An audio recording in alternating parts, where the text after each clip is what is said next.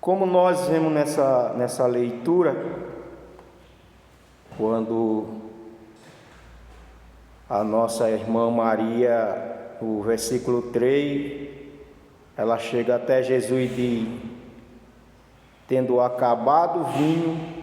a mãe de Jesus lhe disse: eles não têm mais vinho. Essa foi a palavra da mãe de Jesus, da nossa irmã Maria, naquela festa de casamento, quando algumas histórias dizem que Maria estava ali não apenas como convidada, mas Maria estava ali como uma das chefes da cozinha daquele casamento, e Jesus era um dos convidados. Talvez para o dono da casa, o pai da família, e para aquele jovem, aquela moça, talvez Jesus não fosse especial, talvez Jesus fosse apenas uma pessoa de uma família de reconhecimento, uma pessoa de uma família querida, como nós sabemos que Maria e José eram pessoas queridas, pessoas bem vistas ali naquela comunidade, e Jesus fosse apenas o filho de Maria e uma pessoa também de uma família especial, mas não fosse reconhecido como filho de Deus, como Salvador, porque como a Bíblia diz que foi o primeiro milagre que Jesus ele fez, o primeiro milagre no ministério de Jesus, ou seja, a primeira vez que Jesus é conhecido como alguém que tem a capacidade de fazer milagre,